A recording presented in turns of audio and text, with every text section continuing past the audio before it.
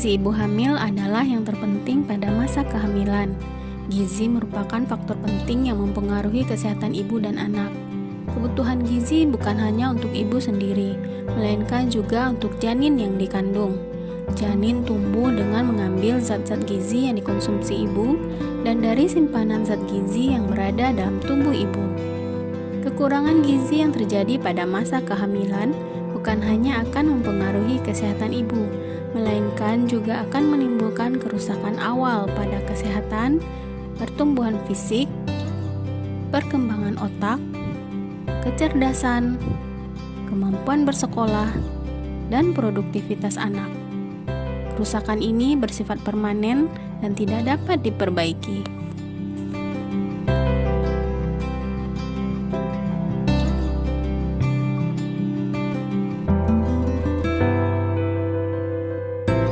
Selama kehamilan, kebutuhan gizi ibu mengalami peningkatan dibandingkan dengan ketika tidak hamil. Kebutuhan energi ibu hamil bertambah sekitar 180 kilokalori per hari pada trimester pertama dan 300 kilokalori per hari pada trimester kedua dan ketiga. Ibu hamil dianjurkan untuk mengonsumsi 2.300 kilokalori per hari pada trimester pertama dan 2.500 kilokalori per hari pada trimester kedua dan ketiga. Kebutuhan protein bertambah 20 gram per hari dan kebutuhan lemak bertambah 6 gram per hari pada trimester pertama dan 10 gram per hari pada trimester kedua dan ketiga. Oleh karena itu, ibu hamil harus mengonsumsi aneka ragam pangan yang lebih banyak untuk memenuhi kebutuhan gizi yang digunakan untuk pemeliharaan, pertumbuhan dan perkembangan janin, serta cadangan menyusui.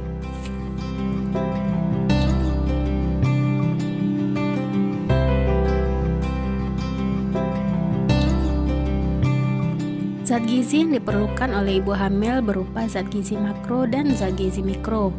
Zat gizi makro adalah zat gizi yang dibutuhkan tubuh dalam jumlah yang besar, seperti karbohidrat, protein, dan lemak. Sedangkan zat gizi mikro merupakan zat gizi yang dibutuhkan dalam jumlah yang sedikit. Zat gizi mikro penting yang diperlukan selama hamil adalah zat besi, asam folat, kalsium, yodium, dan zinc. Karbohidrat akan diubah menjadi energi bagi ibu hamil dan pertumbuhan janin dalam kandungan. Ibu hamil dianjurkan mengonsumsi makanan sumber karbohidrat sebanyak 6 porsi setiap hari. Pilihlah sumber karbohidrat kompleks yang juga mengandung serat. Contohnya nasi, roti, jagung, kentang, ubi, dan pasta.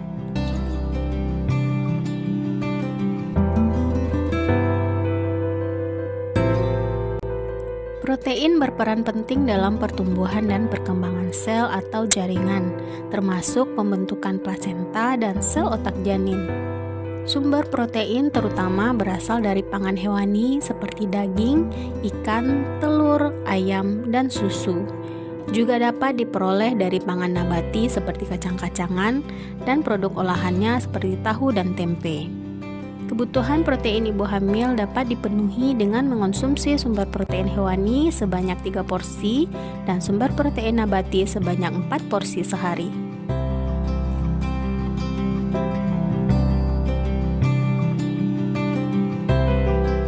Lemak diperlukan untuk cadangan energi dan membantu penyerapan vitamin A, vitamin D, vitamin E, dan vitamin K. Pilihlah lemak yang baik yang mengandung asam lemak esensial seperti omega 3 dan omega 6 yang penting untuk perkembangan dan fungsi saraf janin. Sumber omega 3 adalah ikan laut seperti lemuru, tuna, dan salmon. Sedangkan omega 6 bersumber dari kacang kedelai, minyak jagung, minyak biji bunga matahari, alpukat, dan aneka kacang-kacangan.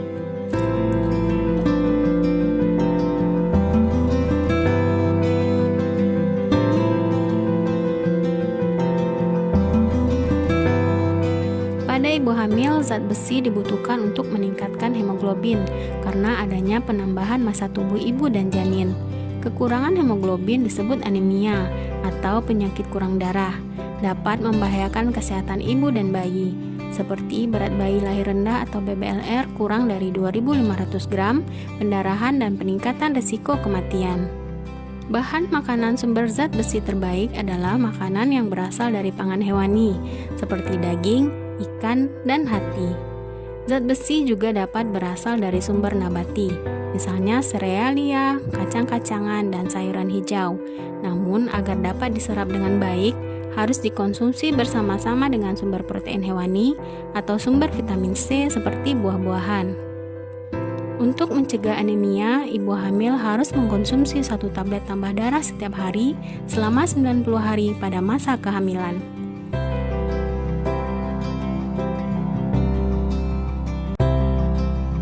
Asam folat digunakan untuk pembentukan sel saraf. Kekurangan asam folat dapat menyebabkan terjadinya kelainan tabung saraf atau yang disebut dengan spina bifida, yaitu sumsum tulang belakang tidak terbuka. Perkembangan susunan saraf pusat terutama terjadi pada 8 minggu pertama kehamilan. Idealnya asam folat dikonsumsi sebelum ibu mengalami kehamilan agar tidak terlambat dalam mencegah kelainan pada sel saraf. Sumber asam folat antara lain sayuran berwarna hijau seperti brokoli dan bayam serta kacang-kacangan.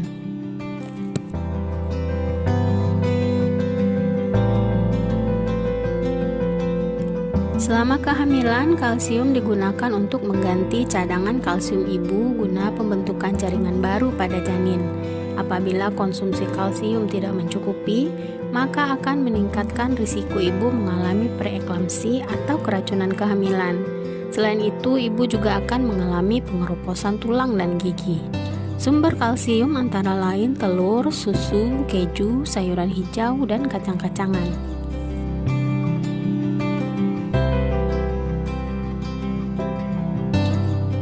Zat iodium memegang peranan yang sangat besar bagi ibu dan janin. Kekurangan iodium akan berakibat terhambatnya perkembangan otak dan sistem saraf, terutama menurunkan IQ dan meningkatkan risiko kematian bayi. Kekurangan iodium juga dapat menyebabkan pertumbuhan fisik anak terganggu. Sumber iodium yang baik adalah makanan laut seperti ikan, udang, kerang, dan rumput laut. Setiap memasak juga diharuskan menggunakan garam beriodium.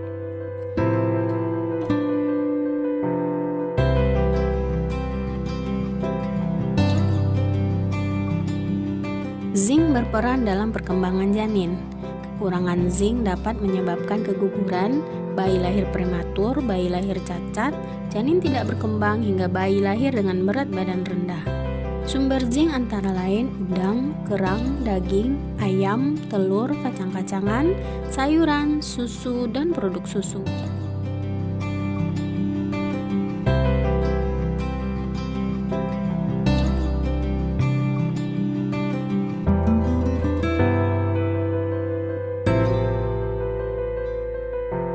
Saat hamil, ibu hamil juga membutuhkan serat dan vitamin. Kebutuhan ini dapat dipenuhi dengan mengonsumsi 4 porsi atau sekitar 400 gram sayur dan 400 gram buah setiap hari. Kandungan serat pada sayur dan buah berguna untuk mencegah sembelit pada saat hamil.